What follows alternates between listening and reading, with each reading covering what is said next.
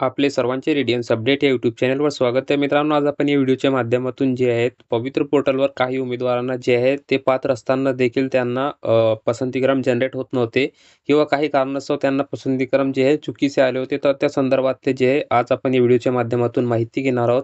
त्यामध्ये पवित्र पोर्टलवर जे आहे काल 7/2/2024 रोजी प्रसिद्धीपत्रे देण्यात आलेले आहे. त्यामध्ये शंका समाधान तसेच आजपर्यंत केलेली कारवाईचा अहवाल देखील त्यामध्ये त्यांनी दिलेला आहे. तर त्या संदर्भातले मित्रांनो आज आपण इथे सविस्तर माहिती घेणार आहोत. 5/2/2024 रोजी जे आहे पवित्र पोर्टलवर जाहिरातीनुसार उमेदवारांना त्यांच्या पात्रतेप्रमाणे त्यांनी पसंतीक्रम उपलब्ध करून दिलेले आहेत किंवा हे झाले आहेत किंवा नाही हे तपासण्यासाठी जे उमेदवारांना लॉग इन करून जनरेट करण्याची जी सुविधा देण्यात आली होती. आता त्यानुसार काही उमेदवारांनी काय केलं आहे, की प्राधान्यक्रम जनरेट त्यांना झालेले नाहीत. त्यांनी ईमेल देखील संबंधित जे पवित्र पोर्टलचा ईमेल आयडी आहे त्याच्यावर केला होता. सदर सर्व निवेदनांची जी आहे त्यांनी पडताळणी केली असता त्यामध्ये उमेदवारांकडून जे आहे आवश्यक माहितीची अचूक नोंद स्वप्रमाणपत्रामध्ये न केल्याने त्यांना योग्य ते प्राधान्यक्रम उपलब्ध होत नसल्याचे शिक्षण आयुक्तालयाचे निर्देशास आले आहेत. म्हणजे मित्रांनो त्यांनी सेल्फ सर्टिफाईड भरताना जे फॉर्म भरताना थोडीफार त्यामध्ये काहीतरी चुका केल्या होत्या. त्यामुळे त्यांना पसंतीक्रम जनरेट होत नव्हते. याशिवाय जे आहे खालील प्रकारचे देखील उमेदवारांना जे आहे तांत्रिक कारणास्तव जे आहे त्यांचे शैक्षणिक व व्यावसायिक अर्हतेनुसार प्राधान्यक्रम जनरेट होत नसल्याचे देखील निदर्शनास आले होते. त्यामुळे सर्व हे अडचणींचा आता शिक्षण आयुक्त कार्यालयाने याची दखल घेऊन ते सर्व अडचणींचे निराकरण केलेले आहेत. आता त्या उमेदवारांना देखील प्राधान्यक्रम जनरेट होत आहे.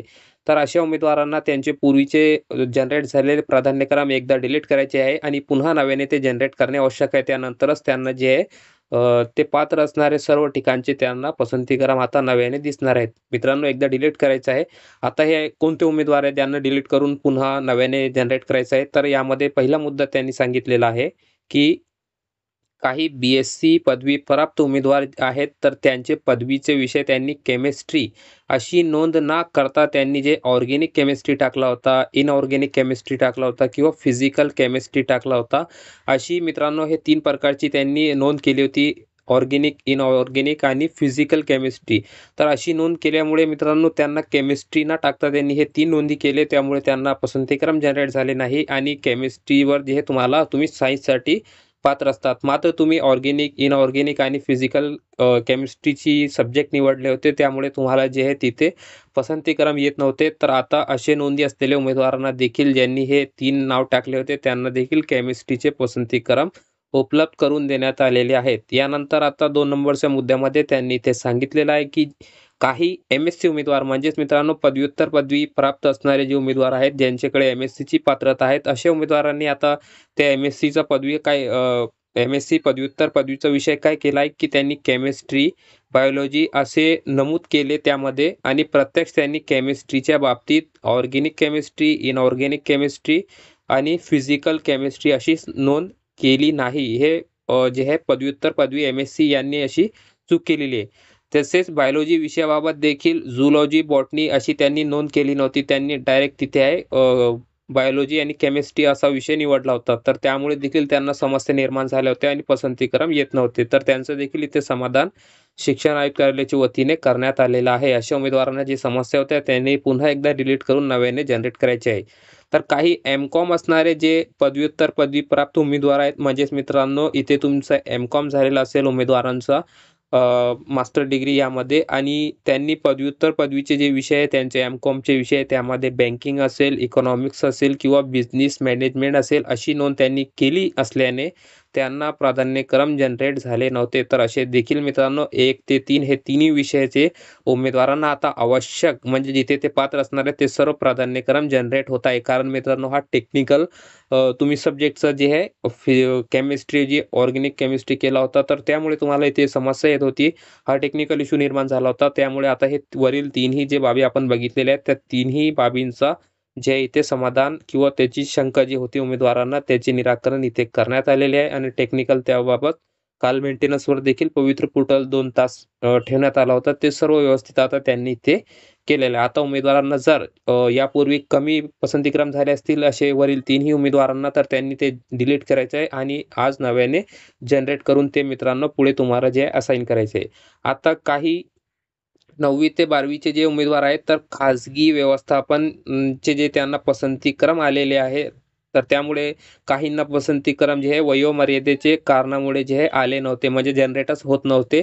तर या अडचणीचे देखील निराकरण लवकरच करण्यात येत आहे. म्हणजेच मित्रांनो, ज्या उमेदवारांनी 9 ते 12 करिता खाजगी व्यवस्थापनकरिता त्यांना ॲप्लाय करायचं असेल, परंतु त्यांची वयोमर्यादा एज बारमुळे ज्यांना हे पसंतीक्रम जनरेट होत नव्हते, तर ते देखील अडचणी लवकरच दूर करण्यात येत आहे. म्हणजे मित्रांनो, याच्यावर काम सुरू होतं काल.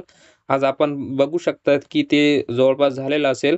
प्राप्त ईमेलवरील संदेश जे आहेत मित्रांनो, जे आपण पवित्र पोर्टलला आपली अडचण पाठवत आहोत, तर त्याची उत्तरे देखील त्यांच्या वतीने दिली जात आहे, असे त्यांचे म्हणणे आहे. प्रत्यक्षात वरील बाबींची संबंधित असलेला ईमेल आयडीमधील अडचणींचे निराकरण झालेले आहेत. म्हणजेच मित्रांनो, ज्यांचे खरंच अडचण होती, त्यांना कोणत्याही कारणामुळे त्यांचं नुकसान होत होतं, तर त्यांचे ईमेलची दखल शिक्षण आयुक्त कार्यालयाच्या वतीने घेतली जात आहे आणि ते त्याची योग्य उत्तरे देखील देत आहे. ईमेलची मित्रांनो संख्या फार जास्त असल्याने त्यामुळे थोडासा जे आहे उत्तर देण्यास त्यांना उशीर होत आहे किंवा तुम्हाला थोडीशी प्रतीक्षा करावी लागणार आहे, असे आवाहन देखील शिक्षण आयुक्त कार्यालयाच्या वतीने करण्यात येत आहे. त्यानंतर कार्यालयामध्ये म्हणजे शिक्षण आयुक्त कार्यालय पुणे येथे जे योग्यताधारकांनी गर्दी करू नये अशी सूचना त्यांनी यावेळी दिली आहे. केवळ ईमेलचा वापर करावा. ईमेलद्वारे जास्तीत जास्त शंकांचे निरसन केले जाईल. मित्रांनो, निरसन केले जाईल म्हणजेच तुम्हाला जे त्याबाबतची सद्यस्थिती असेल किंवा तुमची समस्या दूर झाली आहे त्याबाबत ते कळवतील. तर तुम्ही जास्त काम नसेल तर शिक्षण आयुक्त कार्यालयामध्ये जाऊ नका, कारण तिथे देखील काल खूप प्रमाणामध्ये गर्दी झाली होती. त्यानंतर मित्रांनो, वरील तिन्ही प्रकारचे जे उमेदवार होते त्यांचे शंकांचे निरसन देखील त्यांनी केलेले आहे आणि याबाबत जे बी-एससी आणि एम-एससी आणि एम-कॉम हे तिन्ही प्रकारचे जे उमेदवार होते त्यांनी त्यांच्या सब्जेक्ट्समध्ये जे आहे ऑर्गेनिक, इनऑर्गेनिक हे नोंद केली होती. तर त्यामुळे पसंतीक्रम जनरेट होत नव्हते. त्यामुळे आता हे वरील तिन्ही प्रकारचे जे उमेदवार असतील तर त्यांनी आज ते त्यांचे पसंतीक्रम पूर्वीचे डिलीट करून नव्याने जनरेट करायचे. त्यांना सर्व पात्र असणारे जे पसंतीक्रम असतील ते आता त्यांनी उपलब्ध करून दिलेले ते जनरेट होणार आहे. तर अशी प्रकारची मित्रांनो ही महत्त्वाची अपडेट्स होती. याची सविस्तर माहिती तुम्हाला आज व्हिडिओच्या माध्यमातून दिलेली आहे. तर मित्रांनो, ही जी PDF आहे ते आपल्या टेलिग्राम चॅनलवर देखील टाकलेली आहे. तिथे जाऊन आपण ते डाउनलोड करू शकता आणि वाचू शकता देखील.